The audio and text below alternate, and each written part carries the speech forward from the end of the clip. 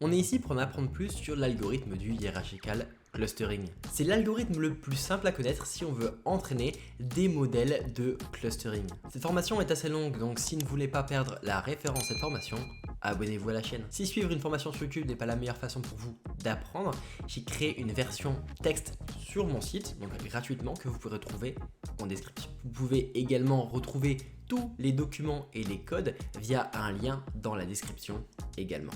Sans plus de transition, c'est parti. Donc on va parler du hierarchical clustering. Déjà ce qu'il faut savoir c'est que c'est un algorithme qui fonctionne sur le calcul de distance. Donc il faut bien comprendre ce que c'est qu'une distance et de quoi on parle. Des distances, il en existe plusieurs. Il y a la distance euclidienne qui est celle communément utilisée. Elle a cette expression mathématique. Mais finalement, on peut utiliser n'importe quelle distance. Ça peut avoir une importance pour l'entraînement de notre modèle. Par exemple, il existe la distance de Manhattan ou celle de Minkowski. Mais il en existe encore bien d'autres. Par défaut, utilisez la distance euclidienne et selon les données que vous utilisez, peut-être que d'autres seront plus adaptées. Renseignez-vous. Attention, lorsque l'on travaille avec des modèles qui se basent sur des distances, il faut au préalable normaliser nos données pour que chaque variable de notre jeu de données soit sur la même échelle. Ici, je vous propose une standardisation où on soustrait la moyenne et on divise par l'écart type, mais on pourrait très bien utiliser une min-max normalisation. On va commencer par regarder l'agglomérative clustering, qui nous permet d'entraîner un modèle de clustering. On passe au pseudocode de cet algorithme. Sachant x, un ensemble de données d'éléments x1 à xn, ici chaque élément est une observation de notre jeu de données d'entraînement. Sachant n, qui est le nombre d'observations de notre jeu d'entraînement. Dist c1, c2, c'est la fonction de distance dont on a parlé précédemment. Imaginons qu'ici on choisit la distance euclidienne. Pour i à a, donc on va parcourir tout notre jeu de données. Dans CI, on va sauvegarder un ensemble avec un XI, ce qui veut dire que l'on va créer un ensemble pour chaque exemple de notre jeu de données d'entraînement. Avec tous les ensembles CI créés, on va créer un nouvel grand ensemble grand C. Tant que dans notre ensemble grand C, il y a plus d'un élément, on continue les actions suivantes. On va calculer la distance entre chaque ensemble de notre jeu de données et conserver les deux éléments ayant la plus petite distance C-1 et C-2. On va supprimer C-1 et C-2 de l'ensemble grand C et on va ajouter dans l'ensemble grand C un nouvel ensemble contenant C-1 et C-2. L'objectif de cet algorithme est de rassembler en cluster progressivement toutes les observations les plus proches. Ça peut paraître abstrait pour le moment, mais vous allez voir qu'avec un schéma, c'est tout de suite plus simple à comprendre. Prenons ce jeu de données. On va commencer par créer un cluster pour chaque observation de notre jeu de données. On va calculer la distance entre chaque observation et on va repérer les ensembles qui ont la distance la plus faible et les fusionner. Maintenant, on calcule à nouveau les distances entre chaque cluster. A noter que lorsqu'il y a plus d'une observation dans un cluster, on calcule la distance à partir du centre de ce cluster que l'on nomme un centroïde. Ce n'est rien que la moyenne des valeurs des observations du cluster. On reprend l'entraînement de notre modèle. Donc on va rassembler les deux clusters les plus proches et on va continuer. On calcule à nouveau les distances entre tous les clusters, on trouve les deux clusters les plus proches et on les rassemble. Ainsi de suite jusqu'à ce qu'on ait plus qu'un grand cluster contenant toutes nos observations de notre jeu de données d'entraînement. C'est une manière de faire pour trouver les structures cachées dans un ensemble de données. Un autre algorithme d'entraînement peut être utilisé pour entraîner des modèles de hierarchical clustering, il se nomme le divisive clustering. On commence avec toutes les observations dans un même cluster et on va séparer en deux clusters les observations qui sont les plus éloignées. On calcule à nouveau au sein de ce grand cluster la distance entre toutes les observations pour retirer l'observation la plus éloignée et ainsi de suite jusqu'à ce que l'on obtienne un cluster par observation. Je vous parle de cet algorithme au cas où vous le voyez passer, mais en général, on utilise seulement l'agglomérative clustering lorsque l'on entraîne un modèle de hierarchical clustering.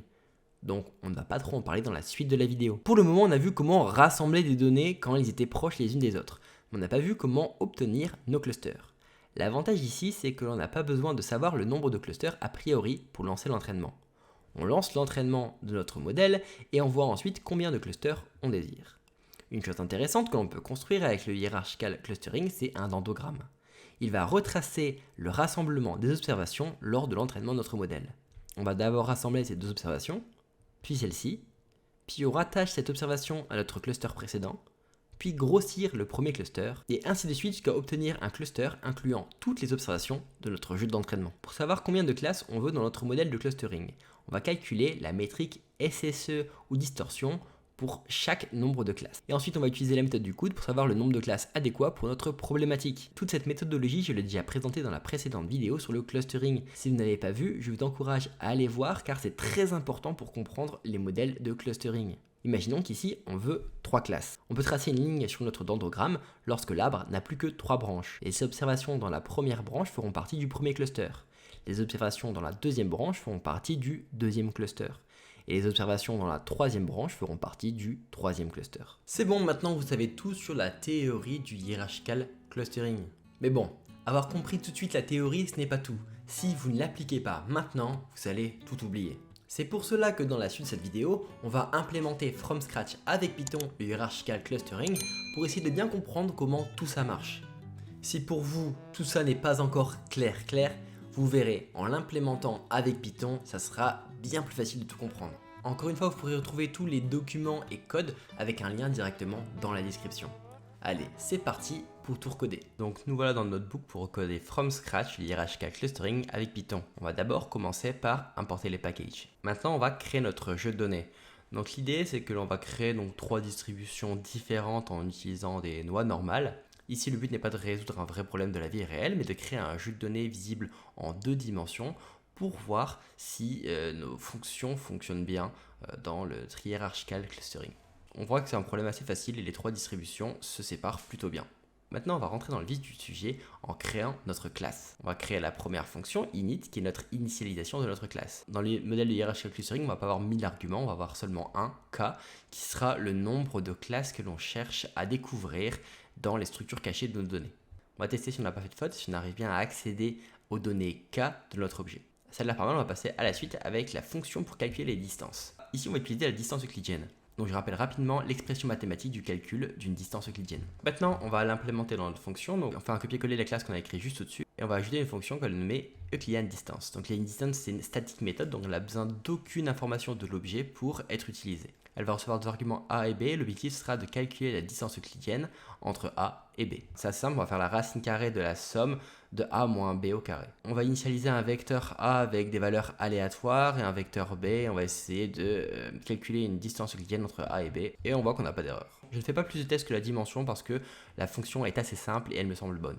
Maintenant, on va passer à la fonction d'initialisation de cluster. Donc, comme je vous l'ai dit, à la base, toutes les observations de notre jeu de données d'entraînement sont des clusters. Et l'idée, ce sera de les rassembler à chaque étape de notre algorithme d'apprentissage. Donc cette fonction initCluster aura un argument x qui sera le jeu de données d'apprentissage, le jeu de données d'entraînement. Donc ici, je vais utiliser la fonction enumerate. Ce que ça va faire, c'est que ça va donner la valeur du jeu de données qui est dans x, mais ça va donner aussi l'id, l'index de cette valeur. Donc l'objectif, c'est de créer un dictionnaire où en clé, on aura l'id de la valeur, et en valeur, on aura la valeur que l'on a dans le jeu d'entraînement. On va initialiser les clusters avec le jeu d'entraînement xtrain. On va regarder la shape de xtrain, le nombre de clusters que l'on a initialisés et les valeurs de ces clusters. On voit que notre jeu d'entraînement comporte 300 observations et 2 valeurs par observation, donc 2 variables. Ici, on a initialisé 300 clusters. Et ici, quand on regarde ce que c'est du coup cluster, l'id, donc par exemple 0, et en valeur, la matrice qui correspond aux données de notre jeu d'entraînement. Donc la prochaine fonction vise à trouver le cluster le plus proche. Donc on va créer une variable minDist qui va être initialisée à l'infini. L'idée dans minDist, c'est qu'on va sauvegarder la distance minimum. On va sauvegarder le cluster le plus proche dans une variable closestCluster qui est d'abord initialisée à none. On va sauvegarder la liste des clés, donc des ID de tous les clusters dans une variable clusterID. On va utiliser une première boucle avec enumerate pour parcourir chacun des clusters avec i l'index et cluster i. On va utiliser une deuxième boucle pour parcourir tous les clusters excepté i. On va calculer le centroïde de i et le centroïde de j qui sont les centroïdes de 2 clusters différents.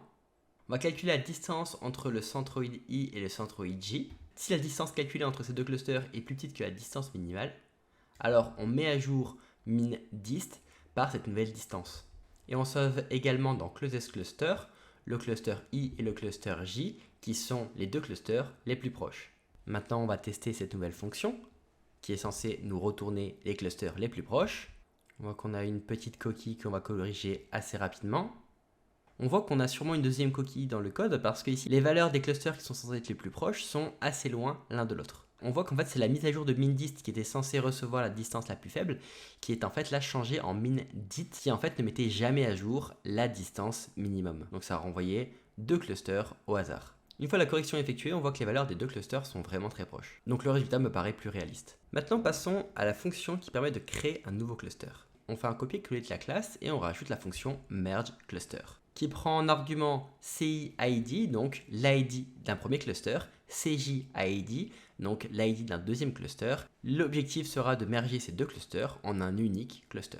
On va créer une nouvelle variable newCluster qui va sauvegarder la concaténation du cluster CIID et CJID. Avec cette boucle, on va parcourir tous les clusters présents dans notre dictionnaire et on va faire une action seulement si le cluster ID est différent de CIID ou CJID.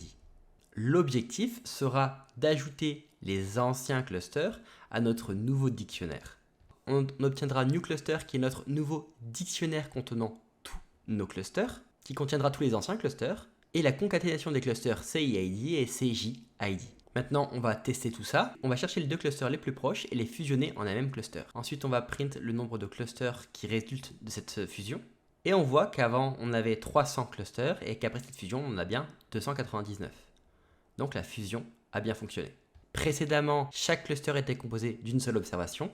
Maintenant, on a un nouveau cluster composé de 2 observations. Les clusters qui étaient les plus proches l'un de l'autre. Maintenant, on va passer à notre fonction la plus importante, la fonction d'entraînement qu'on va appeler la fonction fit. Elle prendra en argument seulement le jeu de données d'entraînement du modèle. Donc dans un premier temps, on va initialiser les clusters en utilisant notre fonction initCluster avec le jeu d'entraînement. Ensuite, on va créer une boucle while qui, tant que le nombre de clusters est supérieur au nombre de clusters que nous voulons obtenir, nous allons continuer à faire certaines actions. Ces actions, c'est la recherche du cluster le plus proche avec la fonction findClosestCluster et ensuite la fusion des 2 clusters les plus proches en un même cluster. Donc progressivement, à chaque itération, on va diminuer le nombre de clusters dans selfClusters en fusionnant les clusters les plus proches et on va s'arrêter lorsque le nombre de clusters sera égal à k qui est le nombre de clusters désirés. On va tester cette fonction avec un entraînement. L'entraînement est un peu long, mais il a l'air de fonctionner. Là, vu qu'on est en 2 dimensions, la meilleure façon de savoir si notre modèle a bien fonctionné, ça serait de le visualiser. On va donc coder notre dernière fonction, la fonction plotModel. Donc c'est assez facile, on va créer une boucle for pour itérer sur chacun des clusters et on va plotter chaque cluster avec une couleur différente. Donc on va tester la fonction après avoir entré le modèle et on voit sur cette visualisation qu'on a bien 3 clusters différents, colorés de 3 manières différentes, qui ont été repérés automatiquement par notre modèle de hierarchical clustering. Donc on voit que notre modèle fonctionne bien pour repérer les structures internes à nos données. Maintenant qu'on a recodé from scratch le hierarchical clustering avec Python, je pense que la théorie, ça doit être bien ancré dans votre tête. Sauf que le code que l'on a écrit n'est pas très optimisé. Il marche pour bien comprendre le problème et bien comprendre la théorie, mais c'est pas ce qu'on va utiliser en entreprise.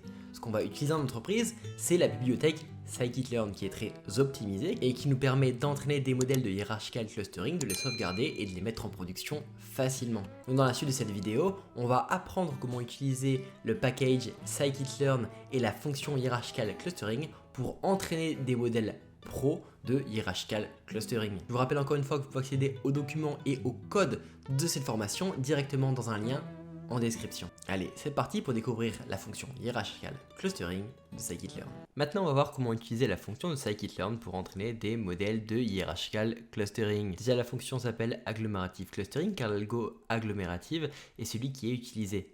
On a vu en théorie que ça pouvait être soit agglomérative, soit divisive, mais que la plupart du temps, on va utiliser agglomérative. Donc, on est dans le notebook, on va commencer par importer tous les packages. On va travailler ici avec les données iris. Donc, c'est un jeu de données avec 3 espèces d'iris, donc de fleurs, avec différentes mesures de leurs pétales et de leurs sépales. Donc, on devait trouver 3 clusters parce qu'on a 3 types de fleurs différentes.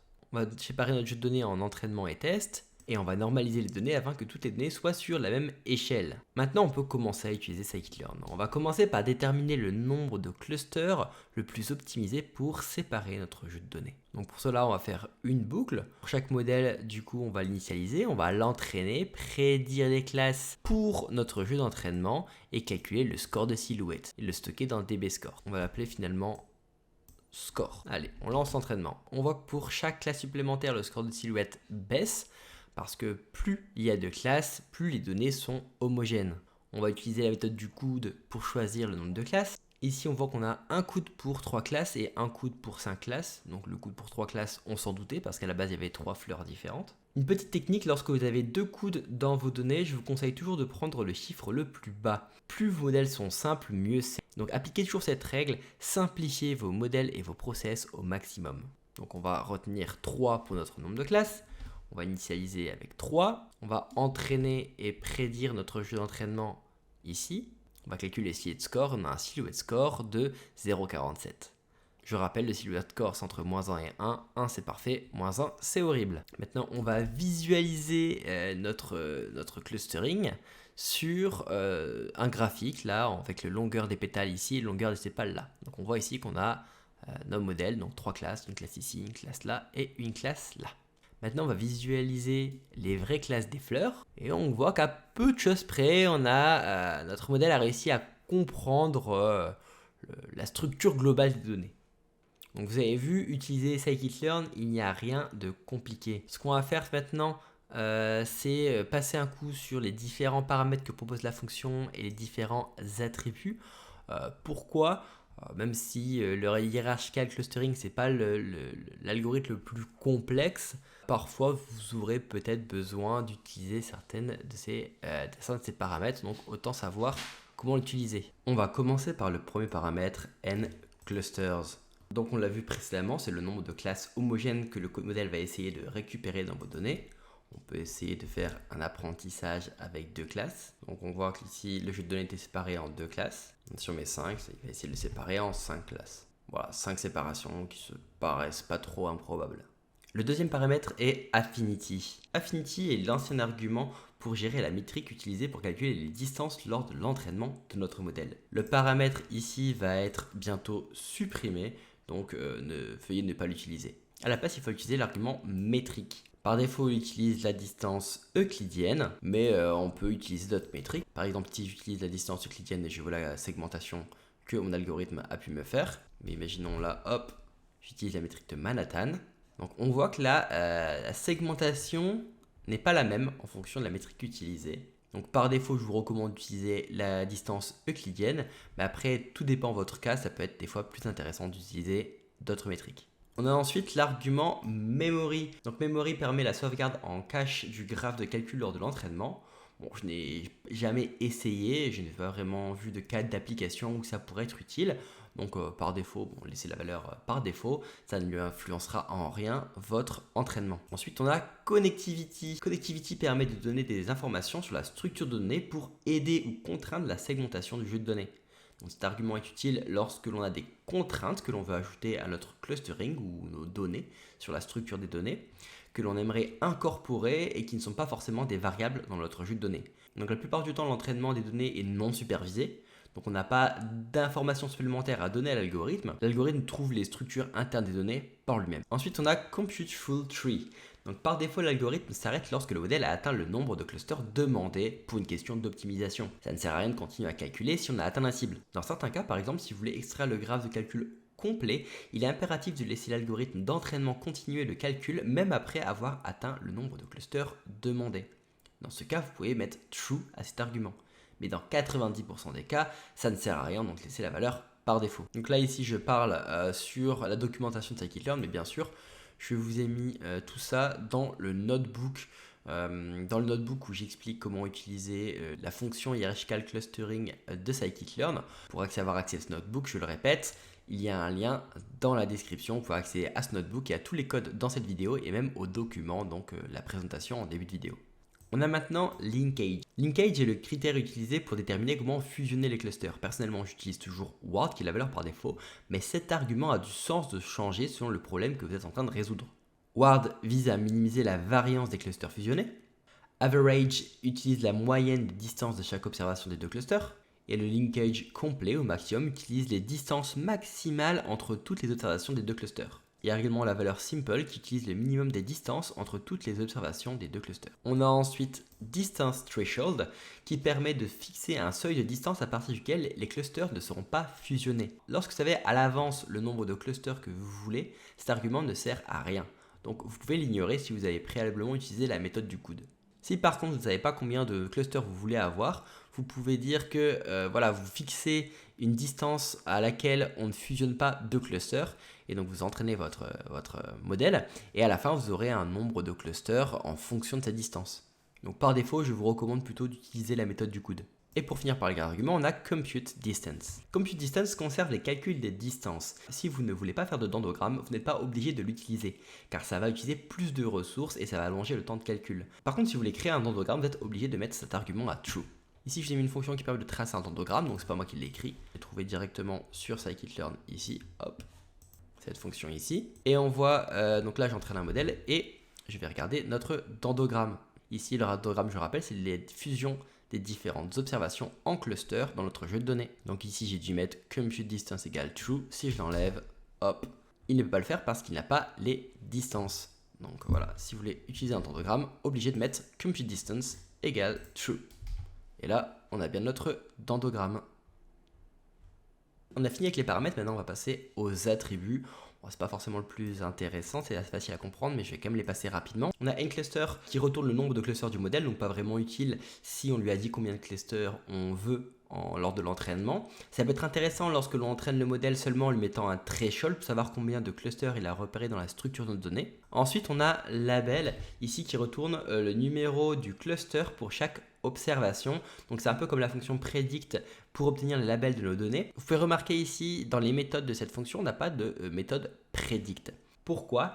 C'est parce qu'on a seulement une fonction fit predict parce que le modèle, donc de la declarative clustering, ne permet pas d'appliquer le modèle sur de nouvelles données. Il faut entraîner le modèle à chaque fois sur de nouvelles données ajoutées aux anciennes, ce qui est coûteux en temps de calcul. Le prochain attribut est nLeaves. Ici, nLeaves retourne le nombre de feuilles de l'arbre, donc la structure de données qui nous a permis d'entraîner notre modèle. Ça retourne le nombre de feuilles qui est égal au nombre d'observations de notre jeu d'entraînement. Ici, pas trop d'utilité pour le moment. On a nConnectComponent qui retourne le nombre de connect components, c'est-à-dire le nombre de composantes de notre graphe. Ici, tous les points sont liés entre eux car on a fusionné tous nos clusters, donc le résultat doit toujours être 1. Le seul moment où ce n'est pas 1, c'est lorsqu'on a utilisé le paramètre threshold distance en argument qui nous empêche de fusionner certains clusters. On a featuresIn qui retourne le nombre de variables de notre jeu d'entraînement, ici pas d'intérêt non plus. On a featureNameIn qui retourne le nom des variables du jeu d'entraînement quand il y en a. Ici j'en ai plein donc ça a planté, ça n'est pas répertorié dans mon objet. Ici, on a children qui retourne tous les enfants des nonnes du graphe qui ne sont pas des feuilles. Ça nous renseigne sur le rassemblement des clusters de notre modèle. Cet attribut est utile pour créer le dendrogramme. On a distance qui est le dernier attribut de notre objet. Donc distance calcule les distances entre les nodes par rapport à l'attribut children précédemment. On a accès aux distances seulement si on a utilisé threshold ou que l'on a explicitement dit que l'on voulait faire le calcul des distances, avec ici là compute distance égale true. C'est un attribut indispensable si vous voulez visualiser le dendrogramme. Bon ben voilà, on a fait le tour, on a vu tous les différents arguments et attributs de la fonction hierarchical clustering de scikit-learn. Vous êtes maintenant prêt pour entraîner vos propres modèles optimisés avec scikit-learn. Maintenant, vous avez appris toute la théorie sur le hierarchical clustering, vous avez tout compris en l'implémentant from scratch et vous savez utiliser scikit-learn pour entraîner des modèles pour mettre en production dans n'importe quelle entreprise et pour n'importe quel projet perso. C'est très bien, c'est un bon début lorsqu'on commence dans le clustering. Mais là, vous avez vu le modèle le plus simple du clustering. Une fois que le jeu de données s'élargit, c'est de plus en plus compliqué d'utiliser le hierarchical clustering. Dans la prochaine vidéo, on va découvrir le modèle du K-means, le modèle le plus utilisé en clustering. Vous allez voir, si vous tapez K-means sur Google, vous avez des tonnes et des tonnes et des tonnes de résultats. En entreprise, quand on pense clustering, on va utiliser souvent le K-means. Pour continuer la formation et découvrir le K-means, vous avez juste à cliquer sur la vidéo ici. Allez, on se retrouve de l'autre côté.